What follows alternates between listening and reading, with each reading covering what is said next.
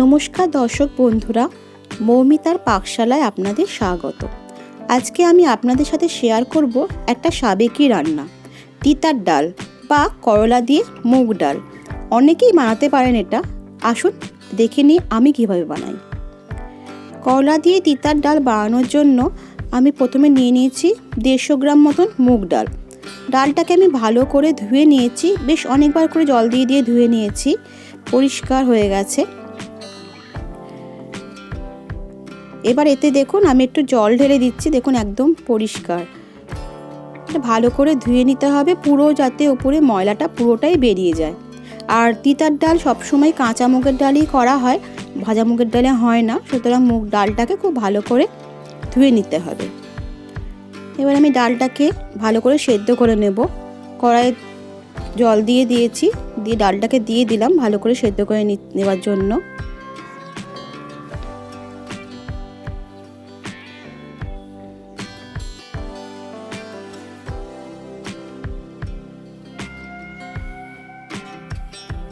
আর একটু জল দিয়ে দিতে হবে, কারণ জলটা কম আছে।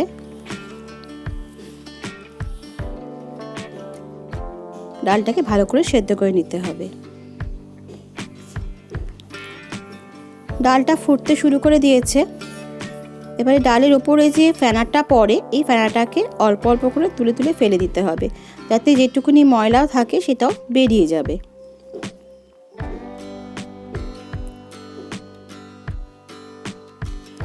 ভালো করে সেদ্ধ হবে ডালটা।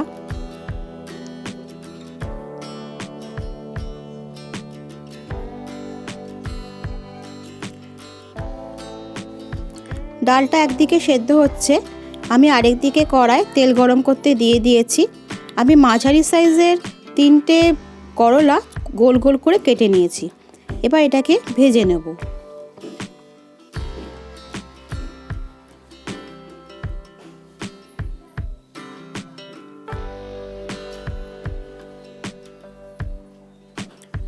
করলাটাকে বেশ ভালো করে ভাজতে হবে, না হলে ডালটা অনেক বেশি তেতো হয়ে যাবে। ওদিকে করলাটা একদিকে ভাজা হচ্ছে, আর এদিকে ডালটাও আমার অনেকটাই সেদ্ধ হয়ে গেছে। ডালটা বেশ নরম হয়ে গেছে। এবার এতে আমি দিয়ে দিলাম নুন, পরিমাণ মতো নুন দিয়ে দিলাম। এবার এতে আমি দিয়ে দেব পরিমাণ মতো হলুদ, হাফ চামচে হলুদ দিলাম। আমি যা ডাল নিয়েছি সেই অনুযায়ী আপনারা পরিমাণ মতন দেবেন।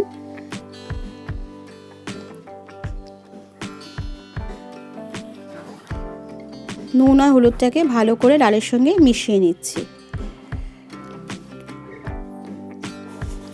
ভালো করে ফুটাতে হবে ডালটা। ফুটে গেছে আমার ডালটাকে। এইবারে আমার ওদিকে করলাগুলো ভালোভাবে ভাজা হয়ে গেছিলো, করলাগুলোকে ডালের মধ্যে দিয়ে দিলাম, দিয়ে এটা ডালের সঙ্গে বেশ কিছুক্ষণ ফোটাবো।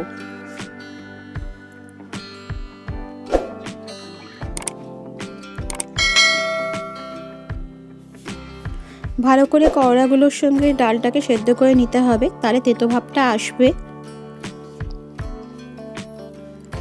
ডালটাকে ভালোভাবে ফুটিয়ে নিতে হবে।